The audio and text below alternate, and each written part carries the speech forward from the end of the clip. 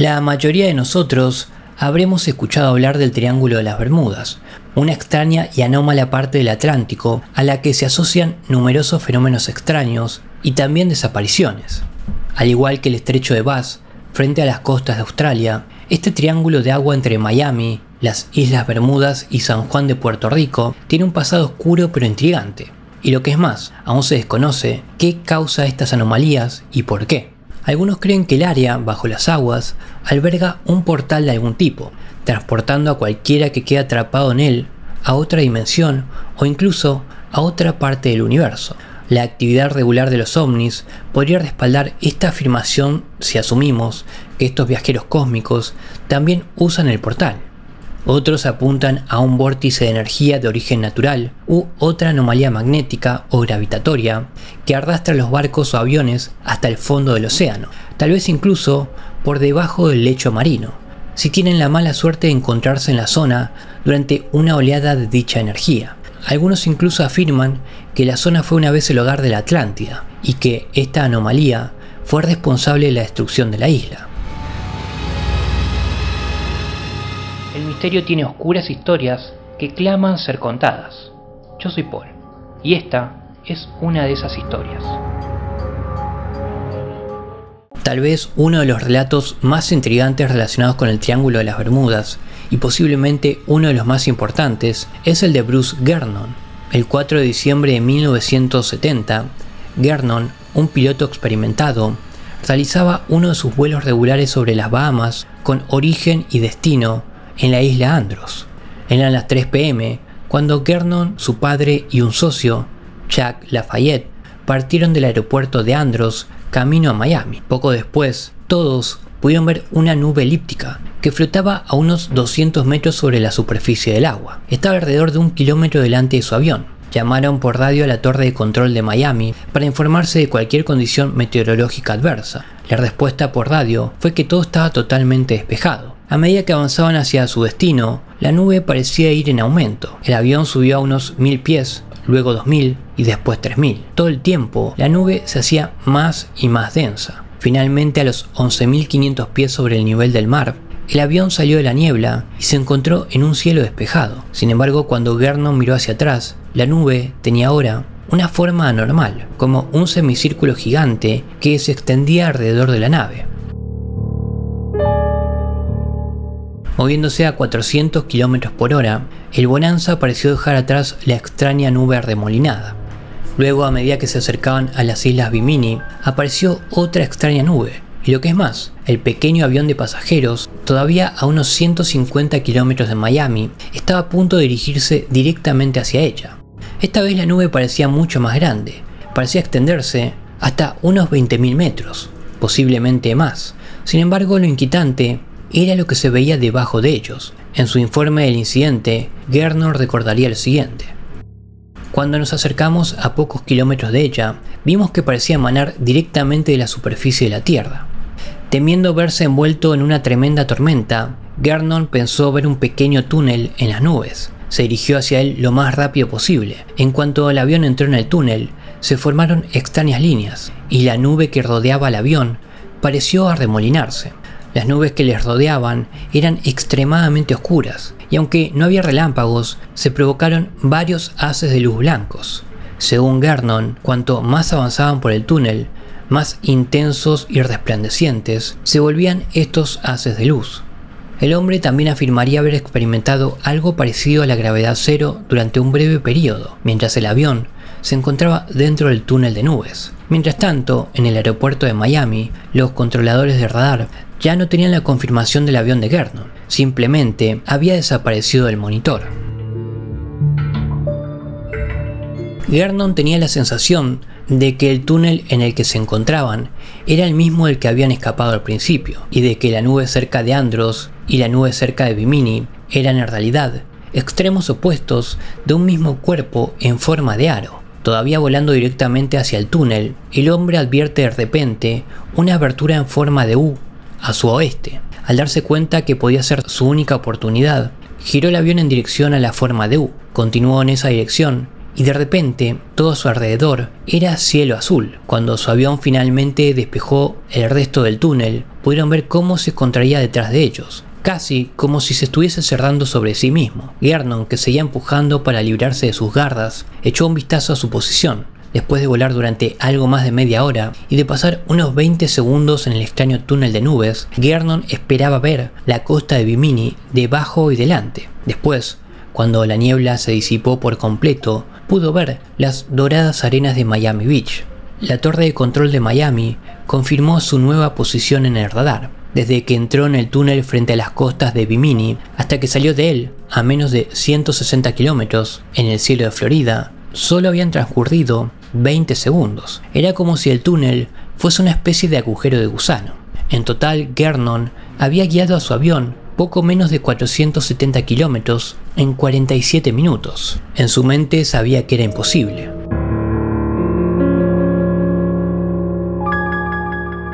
En los años siguientes, su interés por la zona se intensificó. Empezó a investigar y a escuchar hablar de aviones y barcos desaparecidos. También afirma haber sido testigo de varios ovnis en la región donde tuvo su experiencia. El primero de estos fue en febrero de 1971. Mientras se dirigía desde Miami a unos 10.000 pies de altura, notó de repente una luz naranja hacia el este. En cuestión de segundos, esta luz naranja, justo delante de ellos, llegó a una velocidad vertiginosa.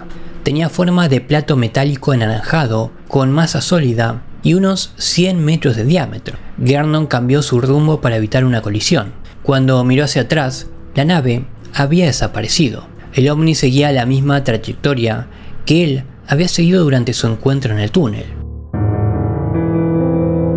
La isla de Bimini es de interés debido a la insistencia de algunos en que los restos de la Atlántida están bajo esta extensión de agua. Una de las pruebas más grandes que ofrecen es el Camino de Bimini, al que a veces se hace referencia como el Muro de Bimini. Esta antigua estructura fue descubierta en 1968 por el arqueólogo submarino Joseph Mason Valentine. Tras descubrir la estructura pavimentada bajo las cristalinas aguas azules, posteriores visitas de investigadores revelarían otras estructuras lineales, lo que sugería, en teoría, los restos de una antigua ruina. Lo que hizo este descubrimiento aún más notable, al menos para algunos, fue que aparentemente cumplía una profecía dada por Edgar Cayce 30 años antes. El famoso místico había afirmado que la Atlántida era un lugar real, que había sufrido un cataclismo final. Pero lo más interesante es que los restos de la Atlántida empezarían a descubrirse dentro de 30 años, en 1968.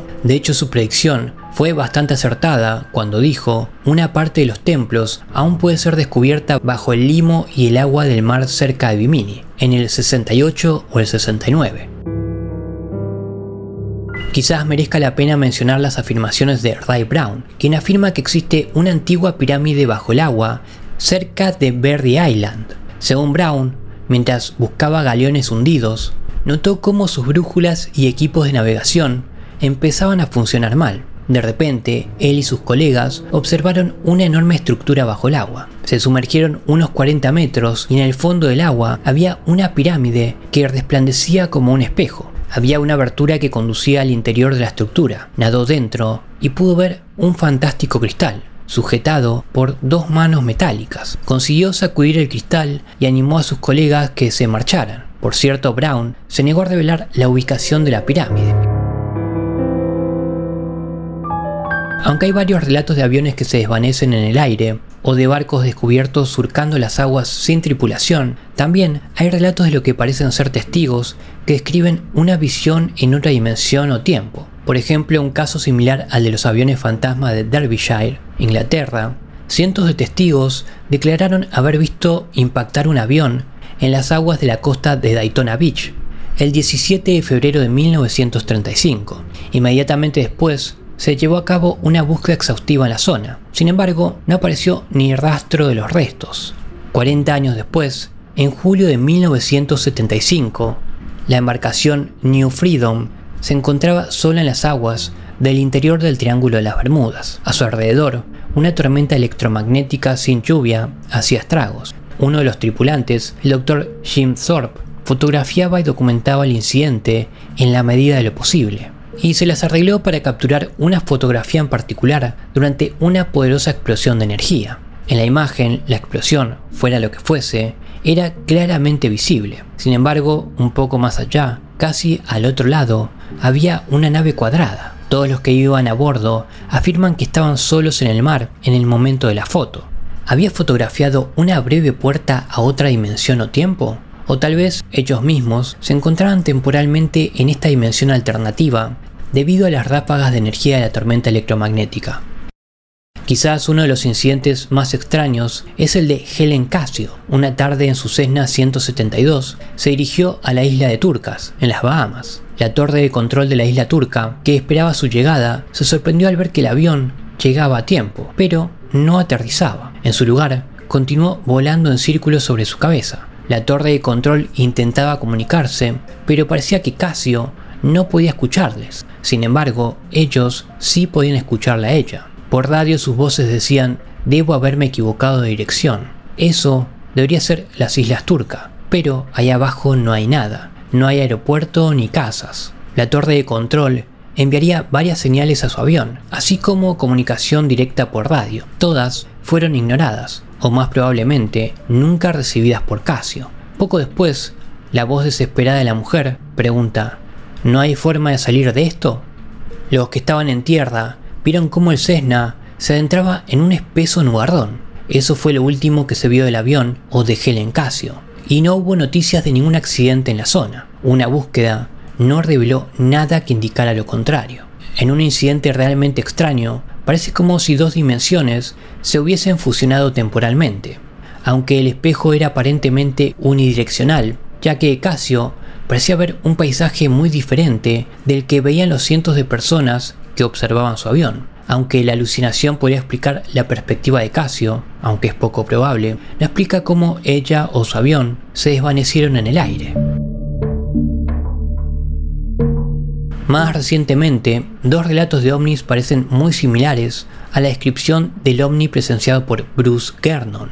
En marzo del año 2009, llegaron informes de extrañas luces doradas en los cielos de la zona del Triángulo de las Bermudas. Entre los testigos habría pasajeros aéreos, así como cámaras navales. Además, las luces tenían una sensación de estática y dejaron un vórtice que fue claramente visible durante más de una hora después de haber desaparecido. Poco más de 6 meses después, en octubre de 2009, los pasajeros de un crucero que pasaban por ahí informaron la presencia de dos ovnis de color naranja en los horizontes del Triángulo de las Bermudas. Las luces eran extremadamente resplandecientes y parecían aumentar de tamaño cuanto más resplandecían. Después de varios momentos, comenzaron un desvanecimiento persistente, finalmente haciéndolo por completo. El radar del barco no pudo captar nada en sus proximidades.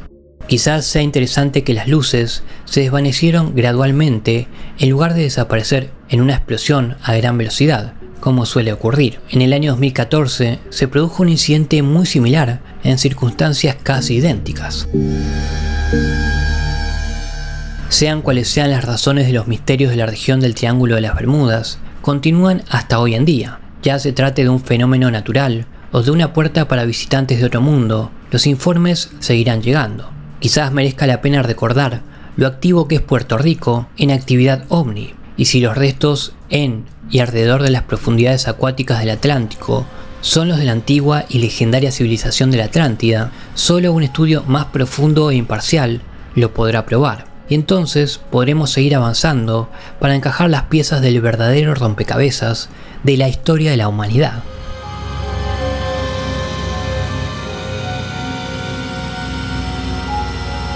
Espero te haya agradado esta oscura historia. Si fue así, considera suscribirte al canal y darle like al video. Que tengas una buena noche.